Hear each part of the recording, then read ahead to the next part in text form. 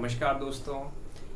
आधुनिक भारत के इतिहास को हम पढ़ने की शुरुआत कर चुके हैं और इसमें जो हमारा पहला लेक्चर था उसमें हमने समझने का प्रयास किया कि किस तरीके से आधुनिक भारत के इतिहास को समझने से पहले हमें समझना होता है 17वीं शताब्दी को, 18वीं शताब्दी को।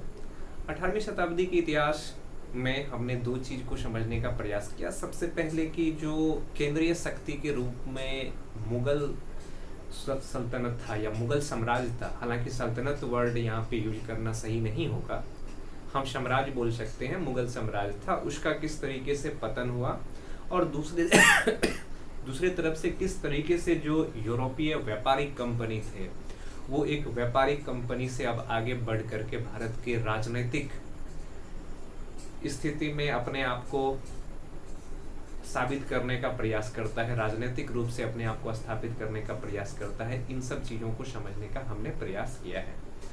जो आज का हमारा वीडियो है इसमें हम समझने का प्रयास करेंगे कि किस तरीके से यूरोपीय व्यापारिक कंपनी का भारत में आगमन होता है और उसके आगमन के बाद किस तरीके से अलग अलग देश से यूरोपीय व्यापारिक कंपनी भारत आता है।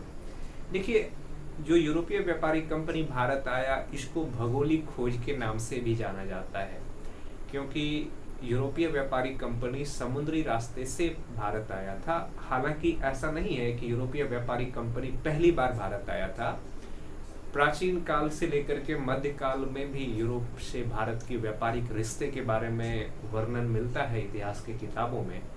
लेकिन जहाँ तक आधुनिक समय में व्यापार की बात होती है तो ये व्यापार की शुरुआत होता है समुद्री मार्ग से, इसलिए इसको भौगोलिक खोज के नाम से भी जाना जाता है।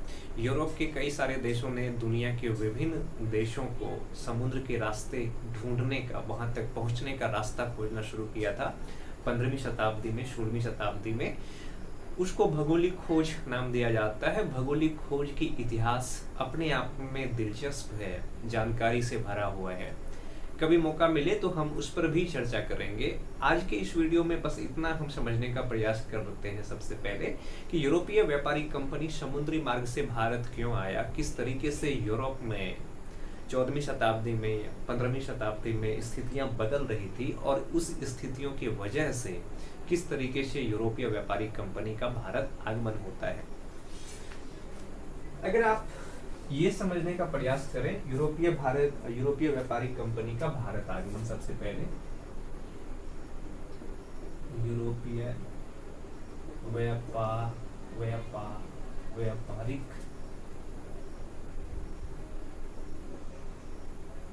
कंपनी का भारत आगमन, यूरोपीय व्यापारिक कंपनी का भारत आगमन। अगर आप इस चीज को समझने का प्रयास करें तो इसमें एक चीज आपको समझना है कि यूरोपीय व्यापारिक कंपनी भारत क्यों आया। उनके आने के पीछे कई तरह के ऐसे कारण थे जिसको आपको समझने की जरूरत है। उनमें सबसे पहले आपको जो चीज समझना है वो है कि बेजेंटाइन अथवा पूर्वी रोमन साम्राज्य का पतन। बेजेंटाइन अथवा पूर्वी रोमन साम्राज्य का पतन। देखिए, जो 15वीं शताब्दी है, 15वीं शताब्दी से पहले यूरोप के बहुत बड़े हिस्से पे रोमन एम्पायर का साम्राज्य बना हुआ था, रोमन एम्पायर के कंट्रोल में था। वहीं एशिया, खास करके जो मध्य एशिया है, इस क्षेत्र में जो ओटोमन साम्राज्य है, जो आज की तुर्की है, उसका कब्जा था। लेकिन 15वीं शताब्दी के आसपास इन दोनों साम्राज्य के बीच कई कारणों से युद्ध होता है। इनमें एक कारण धार्मिक कारण भी था, क्योंकि जो बेजेंटाइन साम्राज्य था ये ईसाई धर्मों को मानते थे और जो ओटोमन साम्राज्य थे ये मुस्लिम धर्मों को मानते थे। एक तरह से लंबे समय तक धर्म युद्ध हुआ और इस धर्म युद्ध के कारण और कई और आंतरिक कारणों की वजह से बेजेंटाइन साम्राज्य का पतन हो गया। और सबसे महत्वपूर्ण जगह जो एशिया और यूरोप को जोड़ता है, कस्तुनतुनिया, कॉन्स्टेंटिनोपल, कस्तुनतुनिया पर किसका अधिकार हो जाता है? कस्तुनतुनिया, कॉन्स्टेंटिनोपल, कॉन्स्टेंटिनोपल, कस्तुनतुनिया यानी कि कॉन्स्टेंटिनोपल पर आधिपत्य हो जाता है किसका? ओटोमन साम्राज्य का। ओटोमन साम्राज्य का कॉन्स्टेंटिनोपल पर अधिकार हो जाता है ओटोमन साम्राज्य का। और इसके अधिकार होने के बाद यूरोप के लिए एशिया से व्यापार करना लगभग नामुमकिन हो गया था, क्योंकि अब वो यूरोप नहीं आ सकते थे। यूरोप के व्यापारी इस रास्ते से भारत नहीं आ सकते थे, और अगर वो भारत इस रास्ते से नहीं आ सकते थे या एशिया के किसी देश में इस रास्ते से नहीं आ सकते थे, तो उसके लिए एक व्यापारिक मार्ग की खोज करना जरूरी हो गया था। और ये व्यापारिक मार्ग कौन सा हो सकता था? वो समुद्री मार्ग हो सकता था, समुद्री रास्ते हो सकता था। इस चीज ने भी यूरोपीय देशों को अपने लिए एक व्यापारिक मार्ग खोजने के लिए प्रोत्साहित किया।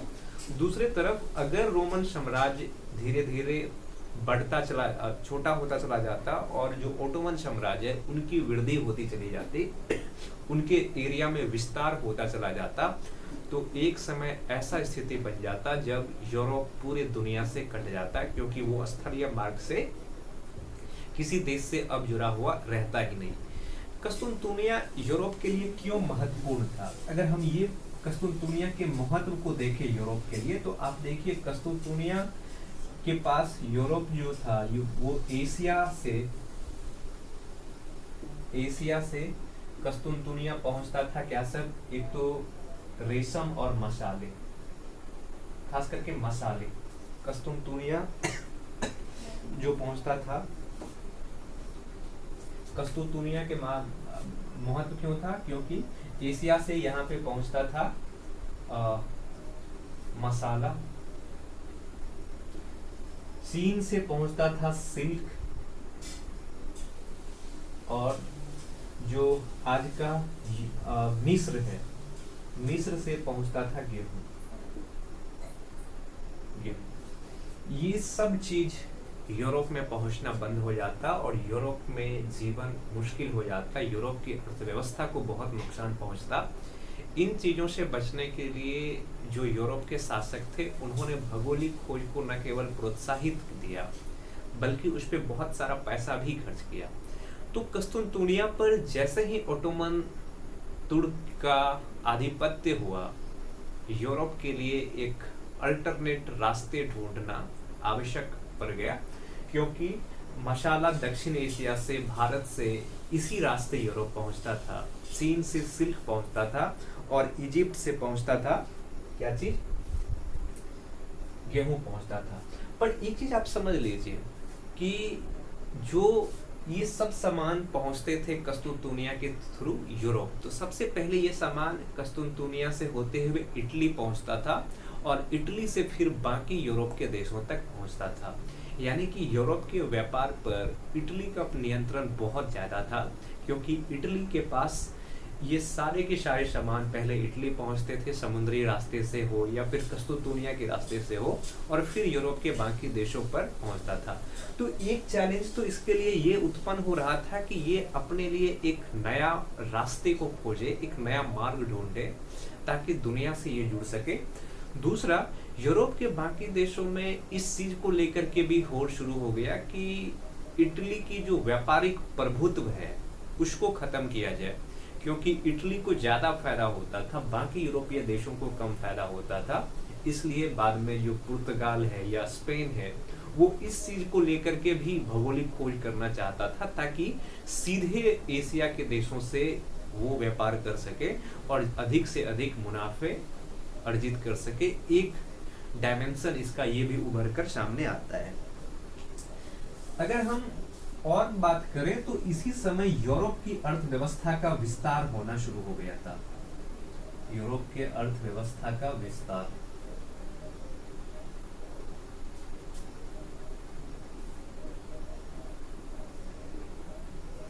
यूरोप की अर्थव्यवस्था का विस्तार, यूरोप की अर्थव्यवस्था का विस्तार इसी समय शुरू हो गया था और इस विस्तार के वजह से धीरे धीरे यूरोप के लोग दुनिया के देशों से जुड़ना शुरू हो गया था। और अगर कारण में देखें तो इस समय तक आते आते पुनर्जागरण हो चुका था। पुनर्जागरण क्या था? देखिए, लंबे समय से यूरोप पर जो ईसाई धर्म है, ईसाई धर्म का प्रभुत्व रहा और ईसाई धर्म के रूढ़िवादी विचारों के कारण या उसके सोच के वजह से यूरोप में लंबे समय तक न तो विज्ञान का विकास हो सका, न कला का विकास हो सका। और जब लोगों ने फिर से विज्ञान के तरफ गया, कला के तरफ गया और धर्म के रूढ़िवादी विचारों से निकल करके बाहर आया, खास करके 13वीं शताब्दी में, 14वीं शताब्दी में, तो इस घटना को पुनर्जागरण कहा जाता है। पुनर्जागरण इसलिए भी कहा जाता था क्योंकि यूरोप की इतिहास, उनकी संस्कृति, उनकी दर्शन प्राचीन समय में पूरे दुनिया में प्रसिद्ध था। खास करके ग्रीस की जो इतिहास है वो बहुत फेमस था। पर एक दौर ऐसे आया जब यूरोप में धर्म का बहुत ज्यादा प्रभुत्व हो गया और धर्म के प्रभुत्व की वजह से बाकी चीजों का विकास नहीं हो सका। पर पुनः जब चीजों का विकास शुरू हो गया तो उसको कहा गया पुनर्जागरण। और पुनर्जागरण की वजह से अब विज्ञान को लेकर के,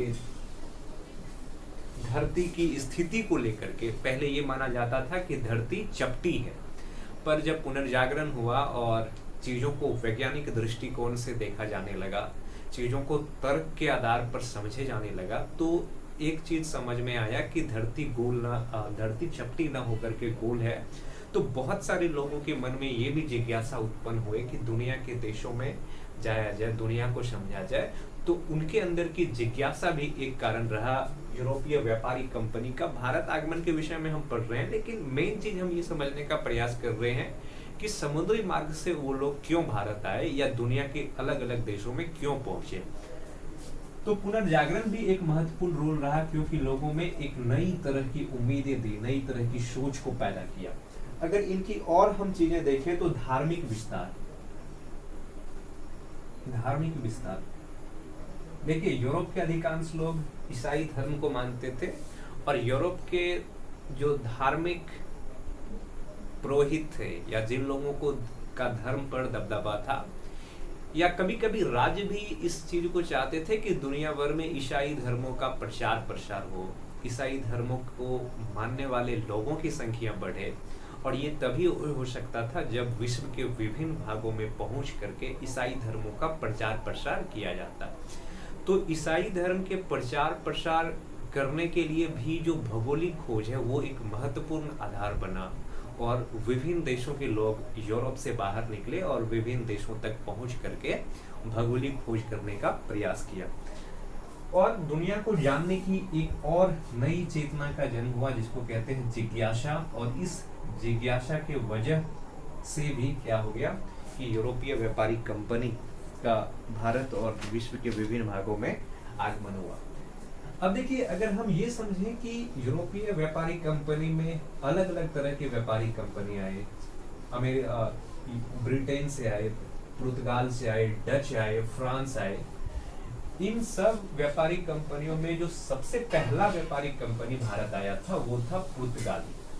तो सबसे पहले हम ये समझते हैं कि पुर्तगाली व्यापारी कंपनी किस तरीके से भारत आया और किस तरीके से भारत में अपना व्यापारिक स्थिति को सुदृढ़ किया और व्यापारिक रिश्ते को आगे बढ़ाया। तो आज हमारा मेन तर्क ये हुआ कि हम पुर्तगाली व्यापारी कंपनी को समझे।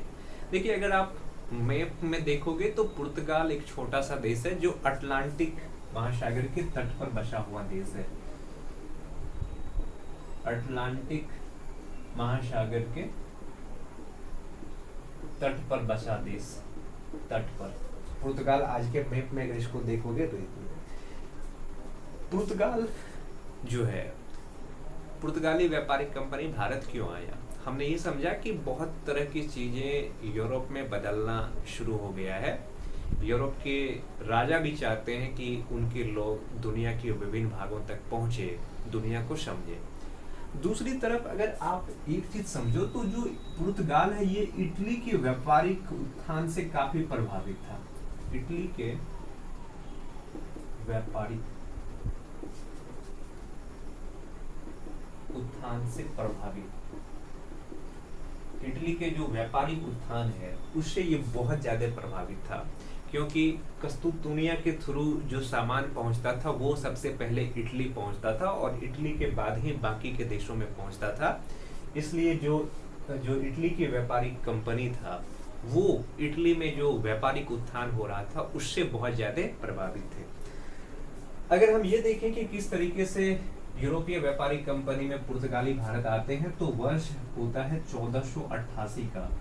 1488 में बार्थोलोमियो डियास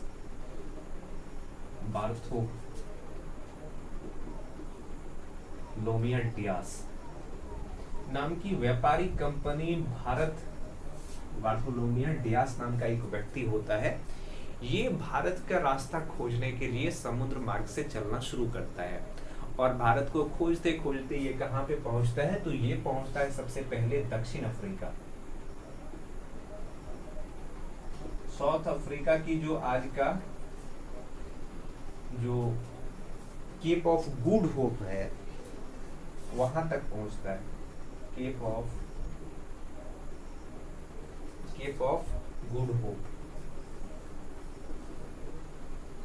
गुड होप तक पहुंचता है।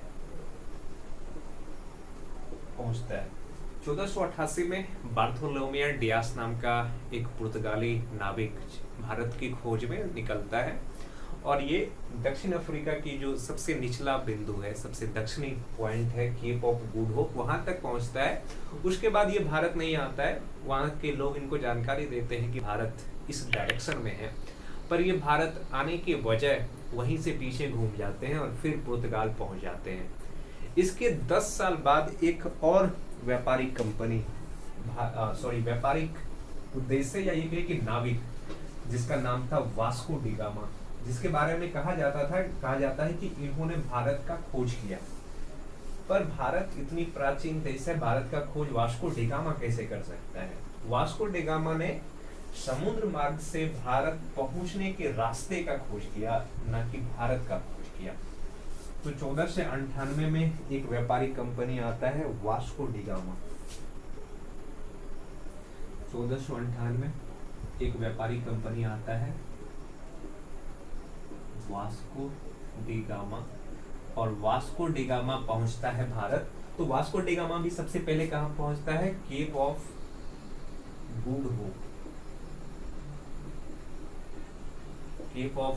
गुड होप तक पहुंचता है वास्को डी गामा और केप ऑफ गुड होप पर पहुंचने के बाद वहां से इस एक व्यक्ति मिलता है, इसको अब्दुल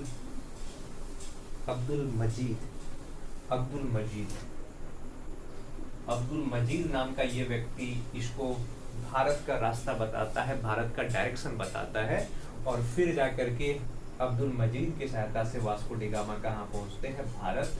और भारत में भी कहाँ पे? तो कालीकट में। उस समय कालीकट का जो राजा था वो था जेमोरिन। उस समय कालीकट का राजा थे जेमोरिन। उन्होंने वास्को डी गामा का स्वागत किया। इस तरीके से यूरोप के कोई व्यक्ति जो नाव के थ्रू, जो नाविक के रूप में भारत पहुंचा था, समुद्री मार्ग से भारत पहुंचा था, वो थे वास्को डी गामा।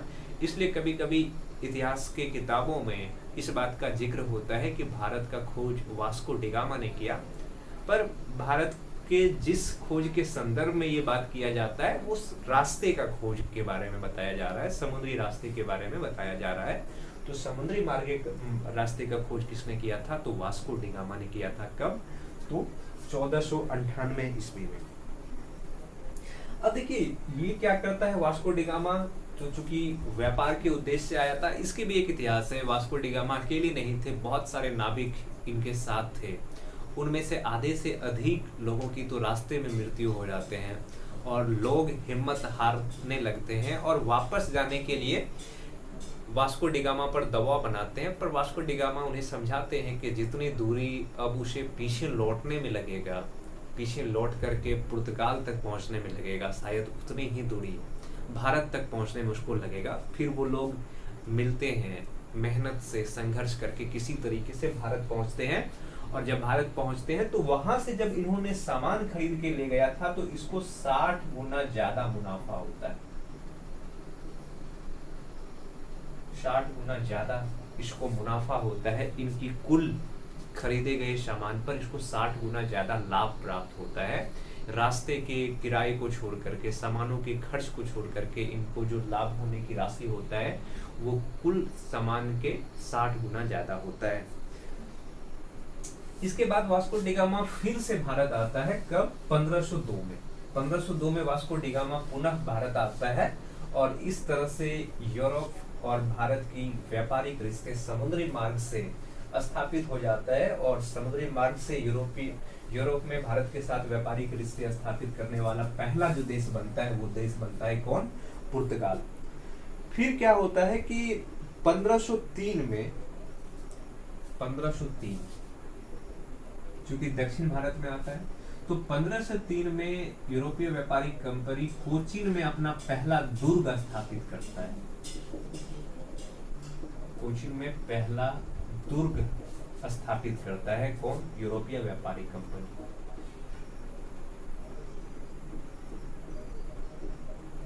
और यहाँ पर ये अपना सामान खरीद करके उनकी सुरक्षा के लिए एक दुर्ग स्थापित करता है और उस दुर्ग में अपने सामानों को रखता है। और उसके बाद क्या होता है कि 1505 में ये दूसरा दुर्ग स्थापित करता है।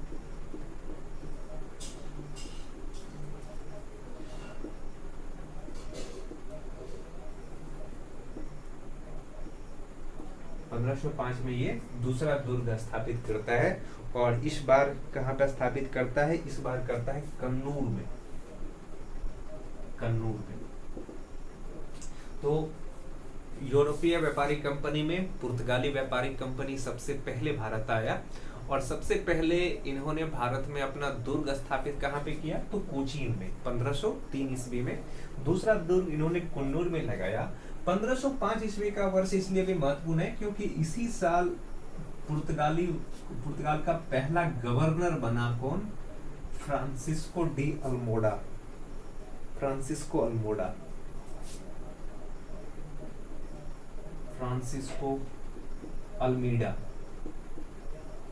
अल्मीडा पुर्तगाली गवर्नर के रूप में अपना सेवा शुरू करते हैं और अपना सेवा देते हैं। पर पुर्तगाली की वास्तविक शक्ति का जो संस्थापक था वो था Alphonso de Albuquerque.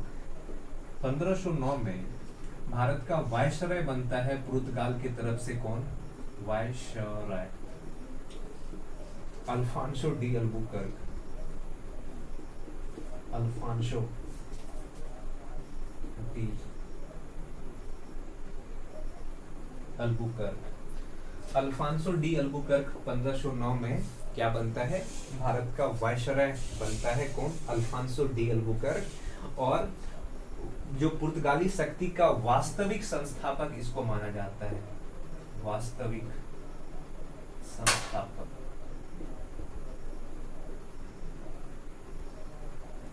Alfonso de Albuquerque को पुर्तगाली शक्ति का वास्तविक संस्थापक के रूप में माना जाता है, अल्फांसो डी अल्बुकर्क को। और ये कब बनता है? 1509 में। 1510 अब देखिए पुर्तगाली ने क्या किया कि भारतीय क्षेत्र प्राप्त करने के लिए भी होड़ में शामिल हो गया, यानी कि भारत पर सीधे अपना नियंत्रण करने का प्रयास करता है। और इस प्रयास में उन्होंने 1510 में जो गोवा है, गोवा को बीजापुर सुल्तान से छीन लेता है। 1510 इस समय गवर्नर जनरल वायसराय कौन थे?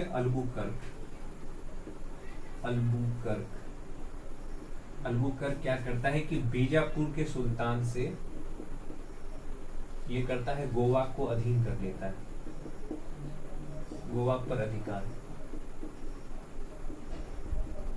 पर अधिकार जमा लेता है कौन? अल्बुकर्क 1510 ईस्वी में। और ये हराता किसको है? ये हराता है बीजापुर के सुल्तान को। और इस तरीके से यूरोपीय व्यापारिक कंपनी में जो पुर्तगाली व्यापारिक कंपनी पहली बार भारत आया था, उन्होंने अपने व्यापारिक रिश्ते को तो स्थापित किया ही, साथ ही अब भारत में अपने राजनीतिक शक्ति के रूप में भी स्थापित करने का प्रयास करता है। और इस प्रयास में उन्होंने 1510 में गोवा को अपने अधीन कर लिया, बीजापुर के सुल्तान को हरा करके, पराजित करके। पर क्या होता है कि 1596 आते आते, या ये कहें कि खास करके जो ये टाइम की शताब्दी का है, 16वीं शताब्दी में सबसे मजबूत रूप से व्यापारिक कंपनी के रूप में पुर्तगाली व्यापारिक कंपनी भारत में मजबूत होता है, कई क्षेत्रों को अपने अधीन करता है। पर 1596 ईस्वी में जो डच व्यापारिक कंपनी था, डच व्यापारिक कंपनी इसको काफी नुकसान पहुंचाता है। किसको? पोर्चुगीज व्यापारिक कंपनी को, और एशिया से और भारत से इनके कई हिस्सों को जीत लेता है और वहां से इसको पराजित करके बाहर धकेल लेता है, दे देता है। और पुर्तगाली अंतिम रूप से 1612 ईस्वी में जब पुर्तगाल वर्सेस ब्रिटिश की लड़ाई होता है, ब्रिटेन के बीच लड़ाई होता है, कहाँ पे? सूरत में। तो इस लड़ाई में पुर्तगाली व्यापारिक कंपनी की हार होती है और उसके हार के साथ ही उसका भारतीय क्षेत्र पर दबदबा, नियंत्रण वो समाप्त हो जाता है। तो इस वीडियो में हमने समझने का प्रयास किया कि किस तरीके से यूरोपीय व्यापारिक कंपनी में पुर्तगाली व्यापारिक कंपनी सबसे पहले भारत आया और उन्होंने किस तरीके से अपने व्यापारिक उद्देश्य को पूरा करने के लिए भारतीय क्षेत्र में को अपने अधीन करने का प्रयास किया। इस दौरान उन्होंने सबसे पहले 1510 में गोवा को अपने अधीन किया, बाकी के वर्षों में कई भारतीय क्षेत्र को अपने अधीन करता चला गया। पर जब दूसरे व्यापारिक कंपनी का भारत में आगमन होता है तो उसके आगमन के साथ ही पुर्तगाली व्यापारिक कंपनी का उन व्यापारिक कंपनियों के साथ व्यापारिक उद्देश्य को लेकर के लड़ाई शुरू हो जाता है और इस लड़ाई में पुर्तगाली व्यापारिक कंपनी को नुकसान पहुंचता है और 1596 में डच व्यापारिक कंपनी ने पुर्तगाल को बहुत नुकसान पहुंचाया और एशिया के कई हिस्सों के साथ साथ भारत में भी इनके कई क्षेत्रों को अपने अधीन कर लिया। 1612 ईस्वी आते आते पुर्तगाली व्यापारिक कंपनी का जो स्थिति है वो बहुत कमजोर हो जाता है। 1612 में सूरत में पुर्तगाली व्यापारिक कंपनी और ब्रिटिश ईस्ट इंडिया कंपनी के बीच लड़ाई होता है और इस लड़ाई में पुर्तगाली व्यापारिक कंपनी की पराजय होती है और उसके पराजय के साथ ही उनका भारतीय क्षेत्र में जो उनका दबदबा था वो दबदबा खत्म हो जाता है। हम आगे की वीडियो में समझने का प्रयास करेंगे कि आखिर क्या कारण रहा कि पुर्तगाली व्यापारिक कंपनी सबसे पहले तो आया पर सबसे पहले उसको बाकी यूरोपीय व्यापारिक कंपनी से हार का सामना करना पड़ रहा। उसकी राजनीतिक नीति किस तरीके से थी, धार्मिक नीति किस तरीके से थी, जिसके कारण इस व्यापारिक कंपनी को नुकसान पहुंचा। तो इस वीडियो में इतना ही। धन्यवाद।